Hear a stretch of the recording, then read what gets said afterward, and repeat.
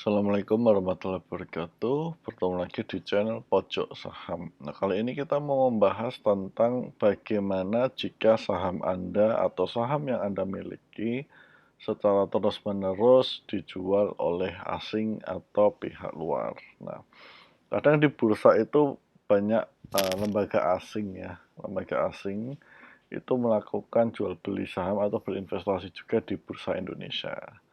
Nah, kadang asing ini juga menjadi semacam panutan atau kiblat atau apa ya, guidance bagi para pemain atau pebisnis saham lokal untuk menentukan jual beli kadang.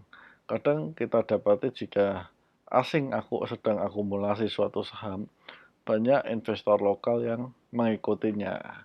Begitu pula sebaliknya, jika banyak yang menjual, maka diprediksi atau seringnya kita juga ikutan melakukan penjualan. Nah, kali ini kita mau bahas hal itu ya. Bagaimana jika saham Anda terus dijual asing? Nah, ini kami ambil dari contohnya adalah artikel terkait Bank BRI ya, yang terus-menerus banyak dijual asing. Nah, sekali lagi mungkin kami perlu sampaikan bahwa disclaimer dulu ya, emiten yang kita bahas di sini tidak ada kaitannya untuk ajakan menjual atau ajakan membeli ya. Jadi kita nggak ada urusan dengan jual beli terkait dengan saham apabila dikaitkan dengan artikel ini. Jadi kita nggak ke sana ya. Jadi kita nggak menyarankan jual maupun beli. Nah, kembali ya. Jadi ada berita atau ada informasi bahwa ternyata asing menjual saham Bank BRI. Nah, kalau kita lihat saham Bank BRI dalam 5 hari berturut-turut itu memang saat ini mengalami penurunan ya. Jadi sekitar 70 poin atau 1,61%. Dan memang di hari terakhir ini mengalami penurunan. Tetapi kalau kita lihat time frame yang lebih panjang, yaitu dimaksimalin, itu sebenarnya sahamnya sedang kondisinya uptrend. Nah, kalau saya mendengar berita-berita seperti ini, karena contoh saham X mulai dilepas asing gitu ya. Dan kalau saya adalah pemegang saham X, maka saya tidak akan peduli dengan apa yang diberitakan tersebut. Nah, tapi monggo ya, ini menjadi masing-masing preferensi dari investor. Ada yang ikut, ada juga yang enggak. Tapi kalau ditanya saya nggak akan ikut-ikutan hal tersebut.